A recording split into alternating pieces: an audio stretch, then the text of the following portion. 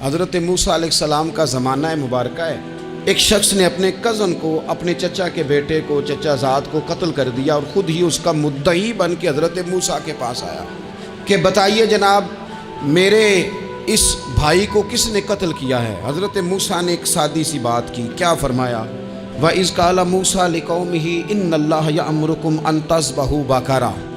حضرت موسیٰ علیہ السلام نے اپنی قوم سے کہا کہ اللہ تمہیں حکم دیتا ہے کہ ایک گائے ذبح کرو، گائے کا کچھ حصہ مقتول کو مارو، وہ خود اٹھ کے بتا دے گا مجھے کس نے قتل کیا ہے۔ یہ پہلا سپارہ ہے قرآن مجید کا، آپ اس کو دیکھ لیں، یہ آیت نمبر 67 سے شروع ہو رہا ہے۔ تو اب وہ چونکہ ذبح کرنا نہیں چاہ رہا تھا، اس کو پتا تھا کہ مجرم تو میں خود ہوں، وہ ذبح چونکہ کرنا نہیں چاہ رہا تھا تو اس سے کہا کہ مارو ایک حصہ گائے کا، اس کو تو یہ اٹھ کے بتا دے گا۔ تو اس نے جواب کیا دیا؟ قالوا اتتخذون ہزوا، یعنی لگا آپ میرے ساتھ مذاق کرتے ہیں، کبھی ایسا بھی ہوا ہے؟ قال اعوذ باللہ ان اکون من الجاہلین۔ حضرت موسیٰ علیہ السلام فرمانے لگے میں اللہ کی پناہ مانگتا ہوں میں جاہلوں میں سے ہو جاؤں۔ ہر وقت مذاق کرتے رہنا یہ تو جاہلوں کا طریقہ ہے۔ کن کا ہے؟ حضرت موسیٰ نے کہا ہے، قرآن پاک ہے، ہر وقت مذاق کرتے رہنا۔ خوش طبعی اور چیز ہے، مسکراتے رہنا، لیکن کسی کا مذاق ہر وقت اڑاتے رہنا کن کا طریقہ ہے؟ جاہلوں کا۔ جب کہا نہیں ذبح کرنی ہے تو اب ذرا دیکھیے کرنا نہیں نہ چاہ رہے۔ قالوا ادع لنا ربک یبین لنا ما ہی، کہنے لگے اے موسیٰ پھر آپ نہ رب سے دعا کریں کہ وہ ذرا کھول کے بتائے وہ گائے کس طرح کی ہو۔ ارادہ نہیں نہ ذبح کرنے کا، آپ دعا کریں۔ قال انہ یقول انہا بقرۃ لا فارض ولا بکر، فرمایا کہ رب کہتا ہے وہ گائے نہ بوڑھی ہو نہ زیادہ بچیا ہو، عوان بین ذالک، ان کے درمیان ہو، یعنی جوان گائے ہو۔ فافعلوا ما تؤمرون، کرو جس کا تمہیں حکم دیا جا رہا ہے۔ قالوا ادع لنا ربک یبین لنا ما لونھا، لو اگلی بات سن لو، کہنے لگے آپ دعا کریں رب سے کہ وہ کھول کے بتائے اس کا رنگ کس طرح کا ہو، رنگ بتائیں کس طرح کا ہو۔ قال انہ یقول انہا بقرۃ صفراء، فرمایا رب فرماتا ہے کہ صفراء رنگ کی ہو، یعنی گہرے زرد رنگ کی ہو۔ یہ رب فرماتا ہے اس طرح کی گائے ذبح کرو۔ فاقع لونھا تسر الناظرین، اور جب کوئی اسے دیکھے تو اسے اچھا بھی لگے، آنکھوں کو اچھی لگے وہ گائے، اس طرح کی گائیں ذبح کرو۔ لو اتنی باتیں بتا دی۔ قالوا ادع لنا ربک یبین لنا ما ہی، کہنے لگے نہیں آپ پھر دعا کریں اللہ ذرا کھول کے بتائے گائیں کس طرح کی ہو۔ ان البقرہ تشابہ علینا، ہمیں ذرا گائیں پر شبہ پڑ گیا ہے کس طرح کی ذبح کرنی چاہیے۔ وَإِنَّا انشاءاللہ لمہتدون، اگر اللہ نے چاہا تو ضرور ہم ہدایت پا جائیں گے۔ پھر اللہ تعالیٰ نے فرمایا کہ قال انہ یقول انہا بقرۃ لا ذلول تثیر الارض، گائیں اس طرح کی ہو کہ وہ کبھی کھیتی میں نہ چلائی گئی ہو، یعنی اس کو کبھی کام نہ اس سے لیا گیا ہو۔ بیل کو لوگ لگاتے تھے نا، جو کام آج ٹریکٹر سے لیا جاتا ہے وہ گائے بیل سے لیا جاتا تھا، تو وہ کھیتی باڑی کے کام نہ اس کو لگایا گیا ہو۔ ولا تسقی الحرث، اور نہ اس سے پانی نکالا گیا ہو، نہ کھیت چلانے ہل چلانے میں لگائی گئی ہو، اور وہ جو کنواں ہوتا تھا جس کے گرد گائیں گھومتی تھی، تو کہا وہ بھی کام اس نے نہ کیا ہو گائے نے۔ مسلمۃ لا شیۃ فیہا، وہ ہر عیب سے پاک ہونی چاہیے۔ قالوا الآن جئت بالحق، اب کہنے لگے اب آپ صحیح بات لے کے آئے، اب سوال ختم ہو گئے نا، کہنے لگے اب آپ بات فذبحوہا، انہوں نے ذبح کر دی۔ وما کادوا یفعلون، پر ایسا کرتے نظر آتے، لگتا نہیں تھا کریں گے ذبح پر ذبح۔ اچھا یہ گائیں پھر ملی کیسے؟ امام خازن کہتے ہیں کہ ایک نیک آدمی تھا، تو اس کا آخری وقت آ گیا، تو اس کے پاس جو کل جمع پونجی تھی وہ ایک بچیا تھی، گائیں کی بچی، بچیا ویڑی، اس کے پاس وہ ایک بچیا تھی صرف۔ تو اس نے اس طرح کیا کہ اس کی گردن پر ایک مہر لگائی، اللہ کے نام پر بطور امانت اس نے اس کو جنگل میں چھوڑا، کہا یا اللہ میرا بیٹا ایک ہی ہے وہ بھی چھوٹا ہے، اس کی حفاظت کرنا اور میرے بیٹے کو پہنچا دینا۔ بچہ بالغ ہو گیا، اس کی ماں نے کہا بیٹا جو امانتیں رب کے پاس رکھوائی جائیں نا ان میں خیانتیں نہیں ہوا کرتی، جا کے جنگل میں آواز دے تیری گائے واپس آ جائے گی۔ اس نے جا کے جنگل میں آواز دی کہ وہ جو میرے باپ نے امانت رکھوائی تھی وہ کدھر ہے؟ وہ نشان لگی ہوئی گائیں دوڑتی ہوئی اس کے پاس آئی۔ واللہ خیر الرازقین، جب رب بندوبست کرے، جب اللہ بندوبست کرے تو پھر معاملہ اور ہوتا ہے۔ وہ گائے آ گئی۔ اب اس نے کیا کیا اس نوجوان نے کہ وہ گائے گھر لایا، ماں سے آ کے کہا کہ اماں یہ تو اللہ نے فضل کر دیا۔ ماں کہنے لگی پتر حالات ہمارے خراب ہیں، منڈی میں لے جا اسے بیچ دے، لیکن سودا میری مرضی کے بغیر طے نہ کرنا۔ کس کی مرضی کے بغیر؟ کس کی؟ اماں کی مرضی۔ اور سنو یار، تھے کچھ لوگ جن کو لوگوں نے تانے بھی دیے کہ تم ماں کے پیچھے لگ گیا ہے، لوگوں نے بڑا کچھ کہا، پر جو ماں کی مرضی پہ لگیں ناکام نہیں ہوتے زندگی میں۔ یہ دیکھو ماں کی مرضی پہ لگا۔ اس کی قیمت کتنی تھی گائے کی؟ بڑی مہنگی تھی، پر 3 دینار کی تھی۔ منڈی میں لے گیا، 3 دینار اس کی قیمت لگ گئی۔ تو ماں نے کہا تھا میری مرضی کے بغیر سودا نہ کرنا۔ اب بچے تو نہیں نا مانتے، اماں کو کیا پتا باہر بزنس کیا ہے، لین دین کیا ہے، پر ماں نے کہا تھا میری مرضی۔ بندہ دے رہا ہے اسے 3 دینار، اس نے کہا جی میں نے طے تب کرنا ہے، ڈن تب کرنا ہے، پہلے اماں سے پوچھنا ہے۔ گھر جا کے اماں سے پوچھا، اماں کہنے لگی دے دے۔ واپس آیا تو اس نے کہا کہ میں 6 دینار دیتا ہوں پر میری شرط ہے، ماں سے نہیں پوچھنا۔ اس نے کہا تو 12 بھی دے، ڈن تب بھی ہونا ہے جب اماں نے کہنا ہے۔ وہ جب اس طرح کی اس نے گفتگو کی، واپس اپنی والدہ کے پاس گئے، کہنے لگے اماں سمجھ نہیں آتی، 3 دینار کی گائیں بندہ 12 میں خریدنے کو تیار ہے، شرط لگاتا ہے کہ اماں سے نہیں پوچھنا۔ تو والدہ کہنے لگی پتر پہلے اس سے جا کے پوچھ کیا وہ ہے کون؟ یہ کوئی روحانی معاملہ ہے، کوئی غیبی مدد ہے، پوچھ۔ اس سے جا کے پوچھا تو وہ کہنے لگا میں تو فرشتہ ہوں اللہ کا، تو نے گائیں بیچنی نہیں، اس لیے کہ تیرا باپ بھی نیک ہے، تیری ماں بھی نیک ہے، رب تیرے رزق میں برکت پیدا فرمانا چاہتا ہے۔ ماں باپ نیک ہونا رزق میں برکت ہو جاتی ہے۔ ماں باپ نیک ہوں، ان کی صالحیت کا اثر پہنچتا ہے بچوں تک۔ رزق حلال کما کے لانے والے ہوں تو گھر میں برکت ہوتی ہے۔ جا کے کہا کہ تیرے ماں باپ نیک تھے، اسے نہ بیچنا گائے کو، تو کیا کریں؟ کہنے لگے بنی اسرائیل والے سوال کر کر کے خود مشکل میں آ گئے۔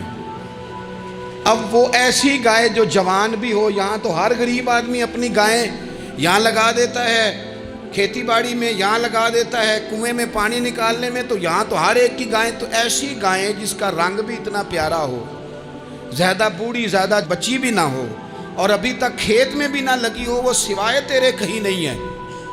اس نے کہا چل پھر مہربانی کر بتا میں کتنے کو دوں گائیں، اگر وہ آ جائیں تو کتنے کو بیچنی ہے؟ اسے کہنا کوئی نہیں، ریٹ تو زیادہ کرنا ہی نہیں، ان سے کہنا گائے کے اندر سے گوشت نکال دیں اور جتنا گوشت ہے اتنے پیسے بھر دیں، اس کی کھلڑی بھر دیں۔ اب وہ بنی اسرائیل والے ڈھونڈتے پہنچ گئے، کہا جناب گائیں 3 دینار کیا 6 لے لو۔ اس نے کہا نہ بھائی، ذبح کروں گا، گوشت نکالوں گا، جتنا وزن گوشت کا اتنے پیسے بھرو گے کھال میں تو پھر گائے تمہیں ملے گی۔ اب مجبور تھے، کیا کرتے؟ ابن کثیر حدیث لائے ہیں، امام سیوطی نے در منصور میں بھی لکھی ہے، نبی پاک صلی اللہ علیہ وسلم نے فرمایا سنو جوانوں اور اسے دل کی تختی پہ لکھو، نبی پاک علیہ السلام نے فرمایا اگر بنی اسرائیل والے زیادہ سوال نہ کرتے تو اتنی مشکل کا شکار نہ ہوتے۔ انہوں نے سوال اتنے کیے کہ چارہ نہیں ہے اب ان کے لیے، چارہ نہیں ہے اب ان کے لیے کہ یہ ادھر ادھر جا سکے، مجبوری بن گئی، یہی گائے خریدنی ہے، یہی لے جانی ہے۔ اب اتنا سارا مال جمع کر کے وہ گائے خریدی، ذبح کی، تو مقتول کو جب اس کا ایک حصہ مارا تو اس نے اٹھ کے کہہ دیا یہ جو مدعی بنا ہوا ہے نا، یہی تو میرا قاتل ہے، یہی تو میرا قاتل ہے، یہی تو ہے، اس نے یہ سارا کام کیا۔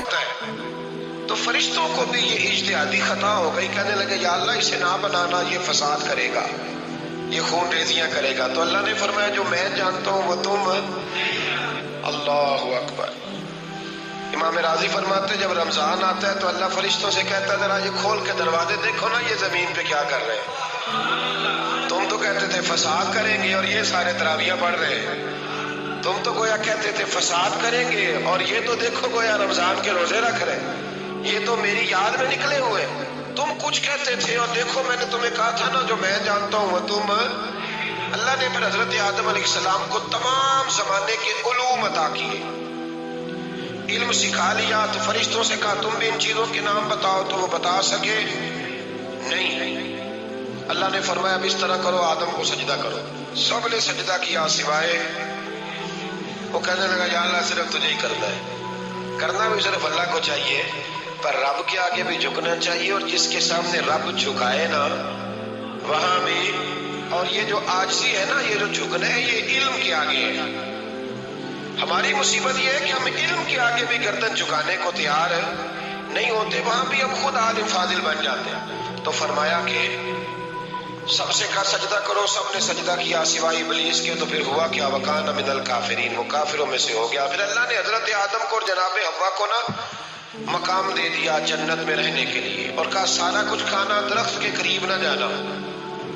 ابھی آپ کسی سے کہہ دیں تھوڑا سا کہ پیچھے نہ دیکھنا، یعنی اگر میری سمجھ لیں ادب کی وجہ سے کوئی 1.5-2 منٹ یا 6 منٹ نہیں بھی نہ دیکھے گا تو سوچے گا ضرور کہ پتہ نہیں اب پیچھے کیا ہے، مصیبت کیا ہے۔ یعنی آپ کہہ کے دیکھ لیں کسی کو، پیچھے نہ دیکھنا فطرت ہے نا انسان کی، وہ جستجو کرتا ہے، کہا اس درخت کے پاس نہ جانا۔ تو حضرت حوا سلام اللہ علیہ کہتے ہیں دل میں خیال رہتا تھا کہ آخر ہے کیا درخت کے پاس۔ یہی انسان کا عقیدہ توحید ہے کہ جہاں سے رب منع کر دے وہاں وہ منع ہو جائے، اور یہ ان کی خطا نہیں تھی، یہ اللہ کی حکمت تھی، چونکہ رب نے تو پہلے کہہ دیا تھا بنایا ہی زمین کے لیے، تو یہ تو سارا کچھ ہونا تھا تو زمین پہ آنا تھا نا۔ تو حضرت حوا اور جناب آدم کے پاس شیطان آیا، اس کو نکال تو دیا تھا پر ابھی اس کا جنت میں آنا جانا بند نہیں ہوا تھا، یہ بھی اللہ کی حکمت تھی۔ تو وہ کہنے لگا تمہیں پتہ ہے بعد میں مر جاؤ گے؟ تو حضرت حوا کہنے لگی کیا موت بھی آئے گی؟ کہاں، اس کی تکلیف بھی بڑی ہوگی، تو پھر بچیں گے کیسے؟ تو کہنے لگے پھل کھا لو اس درخت کا۔ تو بچنے کے لیے پھل کھایا تھا۔ اس طرح لوگ آج بہت سارے کام بچنے کے لیے کرتے ہیں پر بچ سکتے، بچنے کے لیے پھل کھایا تو اللہ نے فرمایا زمین پہ چلے جاؤ۔ تو حضرت آدم زمین پہ آئے، پھر کئی 100 سال روتے رہے۔ فَتَلَقَّى آدَمُ مِن رَبِّهِ کَلِمَاتٍ، تو پھر اللہ نے خود ہی جناب آدم کو کچھ کلمے سکھائے۔ علامہ اسماعیل حقی فرماتے ہیں وہ کلمے یہ تھے کہ حضرت آدم نے میرے نبی کا وسیلہ پیش کیا، اللہ کریم نے جناب آدم کی دعا کو مقبول فرما لیا۔ پھر آگے بنی اسرائیل کا ذکر آ جاتا ہے۔ اللہ تعالیٰ نے بنی اسرائیل، آج آپ اسی قوم کو یہودی کہتے ہیں، ان کو اللہ نے اس زمانے میں فضیلت عطا کی تھی بہت زیادہ۔ تو عرب کے اندر جب نبی پاک علیہ السلام نے اعلان نبوت کیا تو کچھ لوگوں نے یہ کہہ دیا کہ اگر یہ یہودی کلمہ پڑھ لیں گے تو ہم بھی پڑھ لیں گے۔ تو پھر اللہ نے انہیں یاد کرایا کہ تم اصل میں کیا ہو، تمہیں کلمہ پڑھنا چاہیے۔ تو اہل یہود کا تذکرہ کرتے کرتے رب کریم نے ایک بات یہ بھی ارشاد فرمائی کہ تم لوگوں کو تو کہتے رہے ہو کہ وہ نبی آنے والے ہیں، وہ نبی آنے والے ہیں، اور جب آ گئے ہیں تو ماننے کو تیار نہیں ہو۔ تو فرمایا تأمرون الناس بالبر وتنسون انفسکم وانتم تتلون الکتاب، لوگوں کو بھلائی کا حکم دیتے ہو اور اپنے آپ کو بھول جاتے ہو۔ افلا تعقلون، تمہیں عقل نہیں؟ پھر اللہ نے انہیں یہ بھی یاد کرایا کہ یاد کرو وہ زمانہ کہ جب فرعون نے خواب دیکھ لیا تھا کہ کوئی بچہ اس کی سلطنت کو تباہ کرے گا، تو پھر اس نے تمہارے بچوں کو ذبح کرانا شروع کیا اور تمہاری بیٹیوں کو چھوڑتا تھا۔ فرمایا یہ بھی تو تم نے دیکھا، میں نے تمہیں پھر تم سے کہا جہاد کرو قوم عمالقہ کے خلاف، تو مقام طیہ میں جا کے یہ لوگ کہنے لگے ہم سے جہاد نہیں ہوتا۔ اللہ نے انہیں ایک میدان میں قید کر دیا۔ بڑی دلچسپ بات، قید تو لوگ ہوتے ہیں نا چار دیواری میں، تو اللہ نے بنی اسرائیل والوں کو جب انہوں نے کہا جہاد نہیں کریں گے تو اللہ نے میدان میں قید کر دیا۔ میدان میں، یہ یاد رکھیں جب انسان اللہ کی نافرمانی کرتا ہے تو اسے ایسی قید ملتی ہے جس کا اس نے تصور بھی نہیں کیا ہوتا۔ ایک میدان ہے مقام طیہ، قید ہو گئے، سارا دن سفر کرتے تھے، سارا دن، تو رات کو تھک کے سوتے تھے، صبح اٹھتے تھے نا جب تو وہیں ہوتے تھے جہاں کل صبح چلے تھے۔ تو رب جب کسی کو قیدی بناتے ہیں تو اسے زنجیروں کی، سلاخوں کی ضرورت ہے۔ دعا فرمائے اللہ تبارک و تعالیٰ غموں سے نجات عطا فرمائے۔ یہ دعا فرمائے، ایسی قید دیتا ہے کہ جس سے پھر چھٹکارا ہو سکتا۔ تو بنی اسرائیل کا بہت زیادہ تذکرہ اس بارے میں اللہ تبارک و تعالیٰ نے پھر بیان کیا اور پھر کہا کہ انہیں جو حکم دیا جاتا تھا یہ اس کی سرتابی کرتے تھے، پھر اللہ نے ان پر ذلت نازل کر دی اور یہ ہمیشہ اس کا شکار رہے۔ قوم سبت کا ذکر فرمایا اللہ نے، ہفتے والے دن کچھ لوگ نافرمانی کرتے، ہمارے بھی ہیلے بہانے ہیں نا آج کل کاروبار میں۔ تو اسی سپارے کی آیت نمبر 65 کے اندر اللہ تعالیٰ نے حضرت داؤد کی قوم کا ذکر کیا کہ اللہ نے انہیں حکم دیا تھا کہ ہفتے والے دن مچھلیاں نہیں پکڑنی، تو وہ کہتے تھے چلو ہاتھ لگا کے نہیں پکڑنی، ہاتھ لگا کے۔ وہ ہمارے لوگ ہیلے بہانے تلاش کر لیتے ہیں نا، وہ بڑے جناب انشورنس والا آ گیا، اب وہ بینک والا آ گیا، وہ فلانے صاحب آ گئے، وہ تروڑ مروڑ کے کہانیاں باتیں، اور پھر ہمیں بھی رستے مل جاتے ہیں بچنے کے۔ مفتی صاحب نے کہہ دیا تھا، او ایک مولانا سے میں نے ان کو کہا ہفتے والے دن مچھلیاں نہیں پکڑنے کا، نہیں پکڑتے، چھوٹے چھوٹے حوض بنا لیے تو مچھلیاں زیادہ آتی تھی اس دن۔ یہ بھی اللہ کی قدرت تھی، نماز کے وقت گاہک زیادہ آتے ہیں، یہ اس کی قدرت ہوتی ہے۔ تو وہ مچھلیاں حوض میں جمع ہو جاتی، یوں سمجھ لیں کہ جال انہوں نے لگا لیے ہوئے تھے، تو جال میں وہ پھنستی رہتی تھی، حوضوں میں آتی رہتی تھی، ہفتے کو نہیں پکڑتے تھے، اتوار کو پکڑ لیتے تھے، تو پھر اللہ نے انہیں سزا دی۔ فرمایا تماشے کرتے ہو اللہ کے حکم کے ساتھ، کیا سزا دی؟ فَقُلْنَا لَهُمْ كُونُوا قِرَادَةً خَاسِئِينَ، فرمایا بندر بن جاؤ دھتکارے ہوئے۔ جو رزق حرام طریقے سے کماتے تھے رب انہیں بندر بنا دیتا تھا۔ ابھی بھی میں نے دیکھے ہیں بڑے بڑے تاجر پاگلوں جیسی زندگی گزار رہے ہیں، نفسیاتی طور پہ سکون نہیں ہے، کروڑوں روپیہ پڑا ہے۔ کیوں؟ اس لیے کہ رب کے بتائے ہوئے طریقے کے مطابق تجارت نہیں کرتے۔ آگے ایک اور دلچسپ بات آ گئی، بنی اسرائیل کے اندر نا ایک شخص نے اپنے چچا کو قتل کر دیا جائیداد کے لیے۔ یہ دیکھیں کب سے لوگ جائیداد کے لیے قتل کرتے آ رہے ہیں۔ چچا کو قتل کر دیا، اور قتل کر کے حضرت موسیٰ علیہ السلام کے پاس آئے کہ میرے چچا کو کسی نے قتل کر دیا ہے، تو بتائیں کیا کر دیں؟ تو آپ نے فرمایا کہ گائے ذبح کرو اور اس کا ایک ٹکڑا مقتول کو مارو، مرنے والے کو وہ خود اٹھ کے بتا دے گا مجھے کس نے قتل کیا ہے۔ اب ارادہ نہیں تھا گائے ذبح کرنے کا تو بہانے کرنے لگے، ارادہ نہیں نہ ہوتا تو پھر کیا ہوتے ہیں؟ کہنے لگے گائے کس طرح کی ہو، بوڑھی ہو کہ بچی ہو، رنگ کیسا ہو، جوان ہو کہ چھوٹی ہو، حال میں ایک دفعہ چلنا سیکھ گئی ہو یا ابھی نہ سیکھی ہو، تو بتاتے گئے تو رب بھی شرطیں بیان کرتا گیا۔ گہرے زرد رنگ کی ہو، حال کے اندر اسے نہ چلایا گیا ہو، پانی نہ نکالا گیا ہو، نہ بچی ہو نہ جوان ہو، اس کے درمیان ہو، یہ ساری شرطیں کہاں پائی جاتی تھی؟ حضرت موسیٰ علیہ السلام کی قوم کا ایک شخص تھا جو اللہ کا ولی تھا، وہ جب انتقال کرنے لگا نا، اللہ اکبر، دیکھو رب ولیوں کی اولادوں پر بھی کتنا فضل فرماتا ہے۔ وہ جب انتقال کرنے لگا تو ایک اس کے پاس چھوٹی سی بچی آتی، گائے کی بچی، اس نے جنگل میں چھوڑ دی، کہنے لگا یا اللہ میں تیرے نام پہ چھوڑتا ہوں، میرا بچہ جوان ہو جائے تو اسے دے دینا، اور تو سرمایہ ہی کوئی نہیں۔ بچہ بڑا ہوا تو بچہ بھی بڑا نیک تھا، اپنی ماں کا بڑا فرما بردار تھا۔ اس کی ماں نے کہا بیٹا تیرے باپ نے ایک گائے چھوڑی تھی، تو بچہ جنگل میں گیا اور جا کے کہنے لگا اے اللہ میری گائے مجھ سے ملا دے، تو رب کریم نے وہ گائے واپس کر دی، وہ گائے گھر لے آیا۔ اب وہ کہنے لگا اماں بیچ دوں، تو اماں کہنے لگی بیٹا میرے پوچھے بغیر نہ بیچنا۔ کئی دفعہ کہا لگے پر اس نے کہا جب تک میری اماں نہ کہے گی میں بیچوں گا۔ ادھر بنی اسرائیل والے شرطیں جتنی گائے کے بارے میں پوچھ چکے تھے وہ ساری اسی گائے میں پائی جاتی تھی، تو یہ ڈھونڈتے ڈھونڈتے وہاں پہنچ گئے، تو کہنے لگے گائے چاہیے، تو اس نے کہا بھی تمہاری مرضی سے نہیں، قیمت میری مرضی کی۔ ایک مفسر نے تو یہاں تک لکھا ہے کہ اس نے کہا گائے ذبح کر کے نا، تو جتنا گائے کے اندر گوشت ہوگا نا اتنا ہی کھال کے اندر تم مجھے مال بھر کے دو گے، اتنے سکے بھر کے دو گے، اتنی اشرفیاں بھر کے دو گے تو پھر تمہیں گائے دوں گا۔ تو پھر یہ گائے انہیں ملی اور یہ گائے لے کر کے آئے۔ زیادہ سوالات نہ کرتے تو زیادہ الجھتے نہ، ہم بھی دین کے معاملے میں بڑے سوال جواب کرتے ہیں، اتنا سوال کریں جتنی اس کی ضرورت ہے. ان لوگوں نے سوالات زیادہ کیے تو پھر الجھ زیادہ گئے. تو میرے بھائی اس کا ذکر بھی اللہ تبارک و تعالیٰ نے پہلے پارے کے اندر بیان فرمایا. پھر اللہ کریم نے فرمایا کہ کچھ ایسے لوگ بھی ہیں یہودیوں میں سے جن کا دعویٰ ہو گیا ہے کہ ہم اللہ کے بڑے پیارے ہیں. فرمایا یہ صرف ان کے منہ کی باتیں ہیں, یہ تو قیامت میں پتہ چلے گا نا کہ اللہ کا پیار کس کے ساتھ زیادہ ہے. اور پھر یہ بھی یہودیوں نے دعویٰ کیا ہے, اسی پارے میں اللہ فرماتے ہیں کہ ان کا دعویٰ ہے کہ ہم اللہ کے بڑے پیارے ہیں, جنت میں ہم ہی جائیں گے. تو اللہ فرماتا ہے پھر مرنے کی دعا تو کرو, جنت میں تو مر کے جانا ہے نا. لیکن رب فرماتے ہیں یہ کبھی مرنے کی دعا نہیں کریں گے, اس لیے کہ انہیں پتہ ہے کہ ہم نے آخرت کے لیے کیا بھیجا ہے.